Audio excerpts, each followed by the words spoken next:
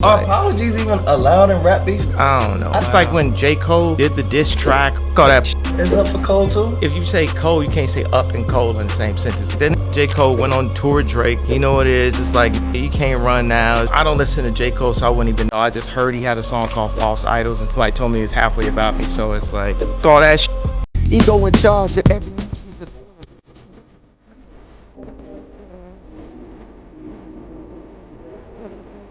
Bad shit. Kanye West has had multiple targets in his rants on X, formerly Twitter, but there is always room for more. The 47-year-old opened up about hating J. Cole's music and the specific audience he believes that it is for. I'm first of all just a fan. That's really all I am. I don't know you. You know what I mean? I'm just like a dude that was a fan back in the days.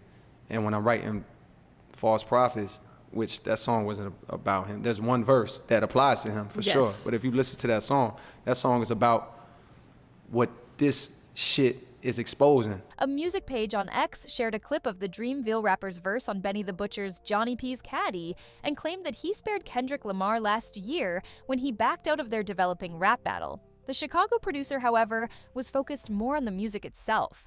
"I hate J. Cole music so much," he wrote in a quote tweet. "It's like between Kendrick and J. Cole, I bet you industry plants asked J. Cole to diss Drake, then we would have been accosted with a J. Cole Super Bowl commercial with no Caesar song to save it." He wasn't done there. No one listens to J. Cole after losing their virginity, the artist formerly known as Kanye West wrote in another tweet. For the final nail in the coffin, he revealed that he had a conversation with Drake about Cole. "When I met up with Drake during Donda, most of the convo was me telling him he was hurting hip-hop by giving J. Cole a platform, and I was saying how much I loved Future," Ye wrote. We're worshiping celebrities. At one point in time, I put this dude on a major pedestal, and he ain't the only one that's been there. Jay been there, you know what I mean? Pac been there, Big been there, Nas been there. Ye and J. Cole have a fascinating history. The Port Antonio rapper credited the father of four for facilitating his ability to rap about his regular life without needing to lean into common rap tropes of street life, drugs, or other popular themes. He freestyled over several beats produced by the multi-time Grammy winner on his early mixtapes and joined Jay-Z on A Star Is Born, which Ye also produced. They also both rapped on Looking for Trouble, one of the fan-favorite releases from the West's Good Friday series. Years later, Cole made it clear that he wanted to compete with all of the greats by changing the release date of his 2013 album Born Sinner to coincide with the day Yeezus came out. From there, it went from competition to disdain. The 40-year-old rapper dissed the fashion designer on False Prophets in 2016 and followed up 3 years later on Middle Child. It is safe to say that, given Ye's constant hate speech, public image, and vitriol toward the Might Delete Later artist, they likely will not collaborate again. But thankfully, all of their past work is easily accessible via streaming. Traditionally, feuds in rap have always played towards one subject coming after the other, lyrically, and later, physically.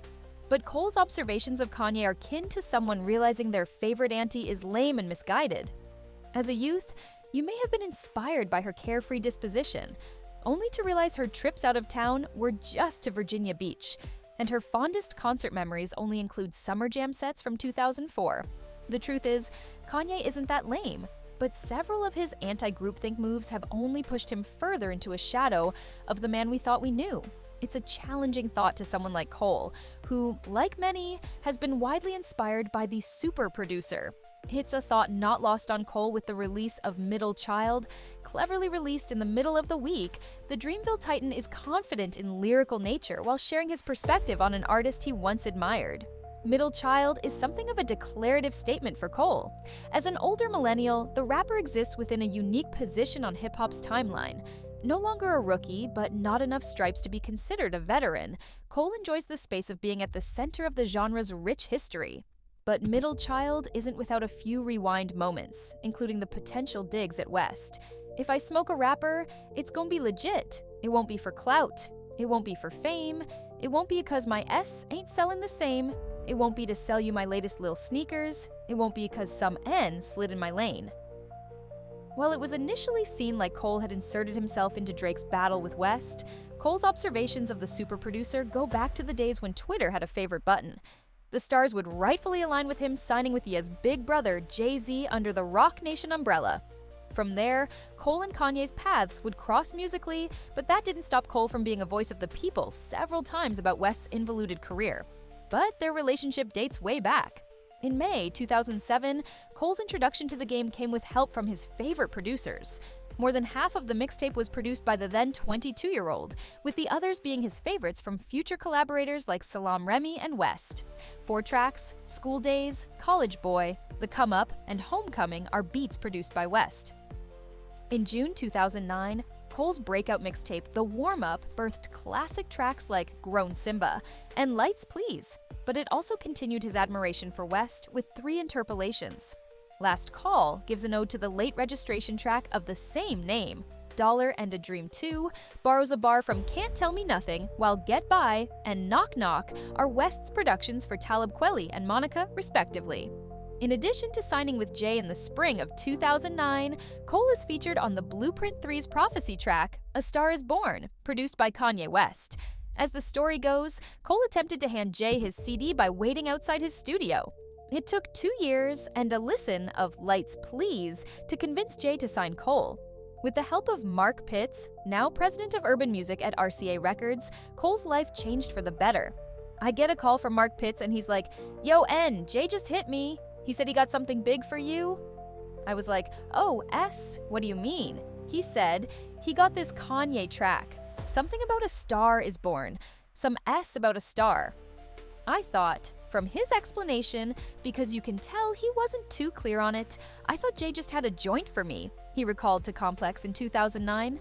I thought it would be mine, and I was on some S like, I don't like being told get on this or whatever, but I'm like, damn. From there on, Cole was on the loose, racking in hit after hit. While promoting his debut studio album, Cole World: The Sideline Story from 2010 to 2011, Cole would go on to big up Kanye. Speaking with Karmaloop in 2010, the rapper reacted to the comparisons. "If it feels like that, then that's great. I would love to be as successful as he has been, putting out hits and making hits consistently that still represent him. All his hits, you would never look at him like, oh, why you make that? It all felt like Kanye West, which is dope." He also expressed how he wanted to work on a joint project with West. "I'm such a Kanye West fan," Cole told Vulture. "I would love to work with him on a major scale. Not just a song here or a song there, I would love to do something extraordinary with him. But I feel like I gotta step my game up and kind of earn my spot before I can worry about that." A year before, Cole would continue to pay homage with his verse on Young Chris's Still the Hottest. What if somebody from the Ville that was ill got a deal on the hottest rap label around, but he wasn't talking about coke and birds, it was more like spoken word, can't you see I'm putting it down? Keeping it in the family, the rock lineage continued on Cole World, with Cole sampling West's The New Workout Plan for Workout, his official debut single in June 2011. The track hit platinum status and peaked at number 8 on the Billboard charts in 2012. Speaking on MTV's now-defunct Rap Fix Live, the rapper explained his decision to move his release date for Born Sinner to directly compete with Yeezus in May 2013. "This is art, and I can't compete against the Kanye West celebrity and the status that he's earned just from being a genius," Cole said. "But I can put my name in the hat and tell you that I think my album is great, and you be the judge, and you decide." In addition to outselling West, Forbidden Fruit also included the first of many digs to the producer. "When I say that I'm the greatest, I ain't talking about later. I'ma drop the album same day as Kanye, just to show the boys the man now like Wanya, and I don't mean no disrespect, I praise legends. But this what's next?" Then, before the release of For Your Eyes Only in 2016, Cole released the mini-documentary Eyes with 2 tracks, False Prophets, Be Like This, and Everybody Dies, in December 2016. The former would go on to highlight 2 important people in his life, Whale and Kanye West. While Whale and Cole have remained friends, West remained quiet. Fast forward to 2018, Charlamagne Tha God made the claim during an April episode of The Breakfast Club, citing False Prophets as a reference to possible jabs. He said he feels like J. Cole is always dissing him in records, Charlamagne said. He also pointed to specific lyrics on Cole's 2014 song No Role Models, in which he rapped, "Now all I'm left with is H from reality shows. Hand her a script, the B probably couldn't read along." Charlemagne said Yeezy thinks it was a reference to his wife, Kim Kardashian. Who else out here is in love with people from reality shows like me?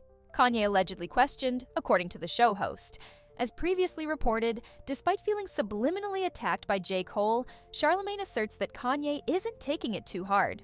Days before Kanye boasted that slavery was a choice in May of 2018, he released a stream of consciousness on Twitter that also included a phone conversation with J. Cole.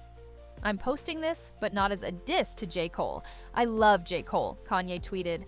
After finding out their conversation didn't stay private, as Kanye screenshot the call and uploaded it on Twitter, Cole expressed to Angie Martinez his disappointment in Kanye. "He called me, but I would have never posted that or tell him to post that," he said. "That made me feel a certain type of way.